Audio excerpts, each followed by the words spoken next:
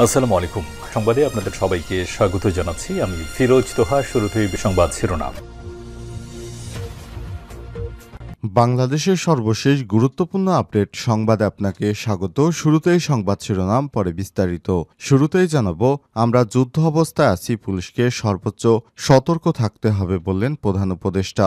অন্তর্বর্তীকালীন সরকারের প্রধান উপদেষ্টা অধ্যাপক ডক্টর মোহাম্মদ ইউনূস বলেছেন, বাংলাদেশ এখন যুদ্ধ অবস্থায় আছে। ষড়যন্ত্রকারীরা এই সুযোগে শান্তি বিনষ্টের চেষ্টা করবে, তাই পুলিশকে সর্বোচ্চ সতর্ক থাকতে হবে। এরপর জানাবো, জাতীয় স্মৃতিসৌধে সর্বসাধারণের প্রবেশে নিষেধাজ্ঞা।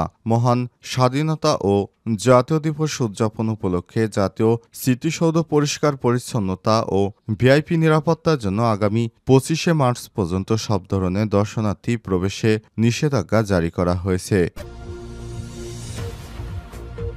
এদিকে মার্কিন গোয়েন্দা প্রধান তুলসী গ্যাবর্ডের বক্তব্য বাংলাদেশকে অন্যায় ও অতিরঞ্জিতভাবে উপস্থাপন করা হয়েছে বললেন প্রেস উইং। বাংলাদেশের সংখ্যালঘু নির্যাতন এবং ইসলামিক খিলাফতকে কেন্দ্র করে ভারতীয় সংবাদ মাধ্যমে যুক্তরাষ্ট্রের গোয়েন্দা প্রধান তুলসী গ্যাবার্ড যে মন্তব্য করেছেন তার প্রতিবাদ জানিয়েছে অন্তর্বর্তীকালীন সরকার। এবারে জানাবো, যশোরের সন্ত্রাসী মীর সামিরকে ছুরিকাঘাতে হত্যা। যশোরে দুর্বৃত্তদের ছোড়া গুলি ও ছুরিকাঘাতে শীর্ষ সন্ত্রাসী মীর সামির সাদি ৩৫ নিহত হয়েছে। জানা গেছে, সোমবার ১৮ মার্চ দিবাগত রাত ১২টার দিকে শহরের মুজিব সড়ক এলাকায় এই দুর্ঘটনা ঘটে। যশোরের সন্ত্রাসী মীর সামি আওয়ামী লীগের রাজনীতির সঙ্গে জড়িত। এদিকে কবজিকাটা গ্রুপের সদস্য পানি রুবেল গ্রেপ্তার। রাজধানীর আদাবর থেকে মাদক ব্যবসায়ী ও কিশোর গ্যাংয়ের লিডার কবজিকাটা আনোয়ার গ্রুপ এবং টুন্ডাবাবুর অন্যতম সহযোগী মোহাম্মদ রুবেল ওরফে পানি রুবেল ২৫কে গ্রেপ্তার করেছে র্যাব। সোমবার ১৭ মার্চ সন্ধ্যায় ভোলা সদর থানার লঞ্চঘাট এলাকা থেকে তাকে গ্রেপ্তার করা হয়েছে। র্যাব ২-এর সহকারী পরিচালক এএসপি খান আসিফ তপু বিষয়টি নিশ্চিত করেছেন। ঢাকা থেকে পালিয়ে তিনি ভোলায় গিয়েছিলেন। এবং সর্বশেষ জানাবো, গাইবান্ধায় ১০ বছরের শিশু ধর্ষণের অভিযোগে বৃদ্ধ গ্রেপ্তার। গাইবান্ধার ফুলছড়ি উপজেলায় ১০ বছরের এক শিশুকে ধর্ষণের ঘটনা ঘটেছে। এই ঘটনায় অভিযুক্ত বিশা শেখ ৭৫ নামে এক বৃদ্ধকে গ্রেপ্তার করেছে পুলিশ। সোমবার ১৭ মার্চ বিকেলে ফুলছড়ি উপজেলার এরেন্ডাবাড়ি ইউনিয়নের হরিচণ্ডীপুর গ্রামে থেকে তাকে গ্রেপ্তার করা হয়। প্রিয় দর্শক, এতক্ষণ শুনছিলেন সংবাদ শিরোনাম, এবারে বিস্তারিত। তবে তার আগে বন্ধুরা, অনুরোধ থাকবে সংবাদটিতে একটি লাইক দিন। এই চ্যানেলে আপনি নতুন হয়ে থাকলে আমাদের সংবাদটি দেখতে দেখতে চ্যানেলটি সাবস্ক্রাইব করে রাখুন। কমেন্ট করে বন্ধুরা আপনার মূল্যবান মতামত জানিয়ে দিন আপনি বিশ্বের কোন দেশ থেকে বা বাংলাদেশের কোন স্থান থেকে আমাদের সংবাদটি দেখছেন এবং শুনছেন। এবারে বিস্তারিত। আমরা যুদ্ধ অবস্থায় আছি, পুলিশকে সর্বোচ্চ সতর্ক থাকতে হবে বললেন প্রধান উপদেষ্টা। অন্তর্বর্তীকালীন সরকারের প্রধান উপদেষ্টা অধ্যাপক ডক্টর মোহাম্মদ ইউনূস বলেছেন, আমরা এখন যুদ্ধ অবস্থায় আছি। ষড়যন্ত্রকারীরা এই সুযোগে শান্তি বিনষ্টের চেষ্টা করবে, তাই পুলিশকে সর্বোচ্চ সতর্ক থাকতে হবে।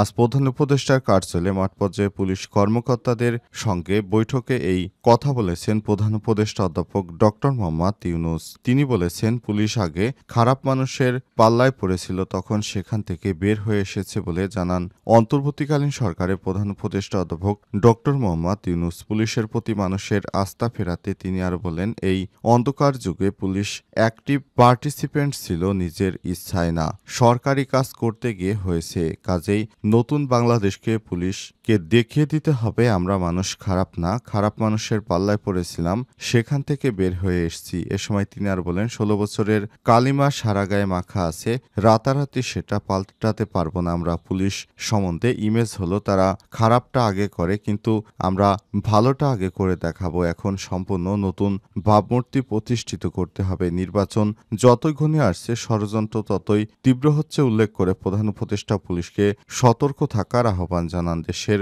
আইনশৃঙ্খলা ফেরাতে সবাইকে একসঙ্গে কাজ করার তাগিদ দিয়ে তিনি বলেছেন, দেশ বদলাতে হলে একক নির্দেশে নয় বরং সবাইকে নিয়ে একটি টিম হয়ে কাজ করতে হবে এবং বাংলাদেশে যত টিম আছে তার মধ্যে সবচেয়ে গুরুত্বপূর্ণ টিম হলো পুলিশ। সরকার যা কিছুই করতে যায় শেষ পর্যন্ত পুলিশের হাত দিয়েই করতে হয়। বক্তব্যের শুরুতে প্রধান উপদেষ্টা বলেন, পুলিশকে অবহেলা করে দেশ গড়তে পারবো না। আইন শৃঙ্খলা না থাকলে যত বড়ই চিন্তাই হোক না কেন, যত টাকাই থাকুক না কেন, কোনো কাজে আসবে না। জাতীয় স্মৃতিসৌধে সর্বসাধারণের প্রবেশে নিষেধাজ্ঞা। মহান স্বাধীনতা ও জাতীয় দিবস উদযাপন উপলক্ষে জাতীয় স্মৃতিসৌধ পরিষ্কার পরিচ্ছন্নতা, ভিআইপি নিরাপত্তার জন্য আগামী 25শে মার্চ পর্যন্ত সব ধরনের দর্শনার্থী প্রবেশে নিষেধাজ্ঞা আরোপ করা হয়েছে। সোমবার 17 মার্চ এই নিষেধাজ্ঞা দেওয়া হয়। জাতীয় স্মৃতিসৌধের ইনচার্জ গণপূর্ত বিভাগের উপসহকারী প্রকৌশলী মিজানুর রহমান জানান, মহান স্বাধীনতা ও জাতীয় দিবস স্মৃতিসৌধে রাষ্ট্রপতি, প্রধান উপদেষ্টা ও বিদেশি কূটনৈতিকরা শ্রদ্ধা জানাবেন। এ কারণে 25শে মার্চ পর্যন্ত জনসাধারণের জন্য স্মৃতিসৌধে প্রবেশে নিষেধাজ্ঞা জারি করা হয়েছে। প্রকৌশলী মিজানুর রহমান আরও বলেছেন, এ সময় স্মৃতিসৌধে পরিষ্কার পরিচ্ছন্নতার কাজসহ সৌন্দর্যবর্ধন করা হবে। 26শে মার্চ মহান স্বাধীনতা দিবস রাষ্ট্রপতি ও প্রধান উপদেষ্টার শ্রদ্ধা নিবেদনের পর সর্বসাধারণের জন্য স্মৃতিসৌধের গেট উন্মোচন করা হবে। এ সময় তিনি আরও বলেছেন, এখানে যেন কোনো ধরনের বিশৃঙ্খলা না হয় সে কারণে এই ব্যবস্থা গ্রহণ করা হয়েছে বলে জানানো হয়েছে। এ অবস্থায় জাতীয় স্মৃতিসৌধে এড়িয়ে চলার জন্য আহ্বান জানানো হয়েছে। তুলসী গ্যাবার্ডের বক্তব্য বাংলাদেশকে অন্যায় ও অতিরঞ্জিতভাবে উপস্থাপন করা হয়েছে বললেন প্রেস উইং।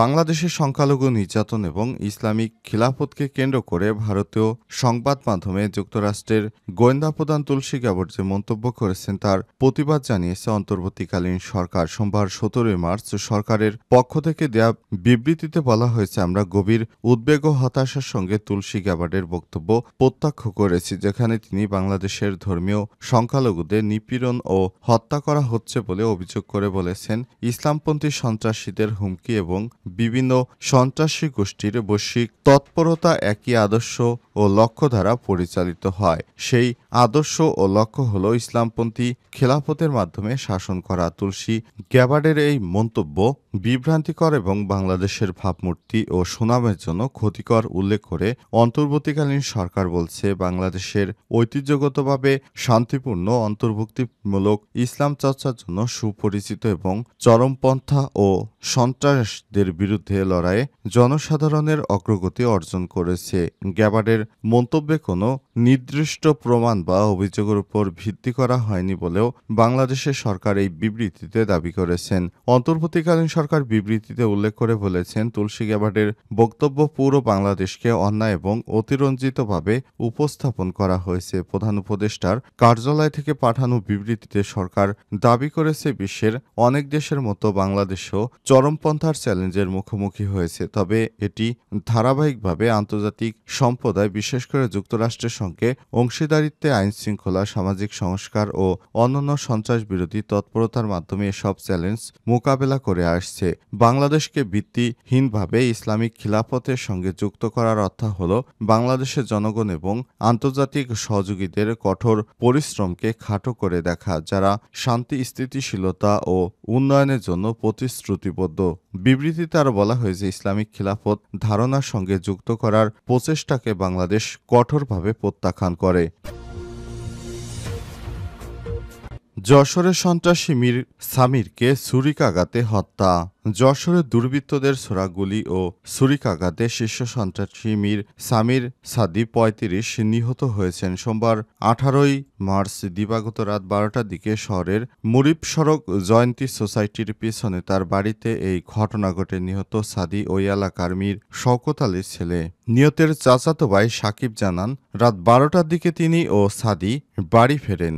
বাড়ির উঠানে মোটরসাইকেল ঢুকানোর সময় পেছন থেকে সাদিকে চাকু দিয়ে আঘাত করা করা হয়, এরপর তাকে গুলি করা হয়। এ সময় তিনি হামলাকারী ট্যাটু সুমন, মেহেদী সহ তাদের সহযোগীদের লক্ষ্য করে ইট নিক্ষেপ শুরু করলে তারা আরও 5 থেকে 6 রাউন্ড গুলি ছুড়ে পালিয়ে যায়। তাদের ছোড়া গুলিতে সাদি গুরুতর আহত হয়। পরে স্থানীয়রা তাকে উদ্ধার করে যশোর জেনারেল হাসপাতালে নিয়ে গেলে কর্তব্যরত চিকিৎসক তাকে মৃত ঘোষণা করেছেন। তিনি আরও জানান, নিহত সাদি রেলবাজারের ইজারাদার। হামলাকারীরা বাজার এলাকায় চাঁদাবাজি করত, তাদের প্রশ্রয় না দেয় এই হত্যাকাণ্ডের ঘটনা ঘটেছে। যশোরের অতিরিক্ত পুলিশ সুপার নুরে আলম সিদ্দিকী জানান, খবর পেয়ে তারা ঘটনাস্থল পরিদর্শন করেছে এবং জড়িতদের ধরতে পুলিশের একাধিক টিম অভিযান শুরু করেছে। হত্যাকাণ্ডের কারণ জানতে তদন্ত চলছে বলেও জানান তিনি আরও জানান, নিহত সাদি হত্যাকাণ্ডে জড়িত বলে তাদের নাম আসছে। উভয় পক্ষই সন্ত্রাসী, সবার বিরুদ্ধে থানায় একাধিক মামলা রয়েছে। পুলিশ ও স্থানীয়রা জানান, সাদি যশোরের শীর্ষ সন্ত্রাসী ম্যানসেলের প্রধান সহযোগী ও ম্যানেজার। সাদিকে যারা হত্যা করেছে তারাও ম্যানসেলের সহযোগী। 5 আগস্ট সরকার পতনের পর বহিষ্কৃত যুবলীগ নেতা শীর্ষ সন্ত্রাসী ম্যানসেল সহ তার বাহিনীর সদস্যরা গা ঢাকা দেয়। সম্প্রতি সাদি সহ তাদের কেউ কেউ এলাকায় ফিরতে শুরু করেছে। এরই মধ্যে তাদের অভ্যন্তরীণ কোন্দলের সাদি খুন হয়েছেন বলে জানা গেছে।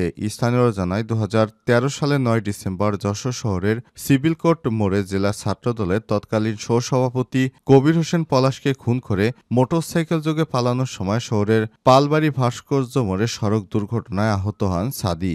দুর্ঘটনায় তার পা কেটে ফেলতে হয়। এক পা হারিয়েও ম্যানসেলের প্রধান সহযোগী পরিচয়ে সাদি এলাকায় সন্ত্রাসী তৎপরতা চালিয়েছেন।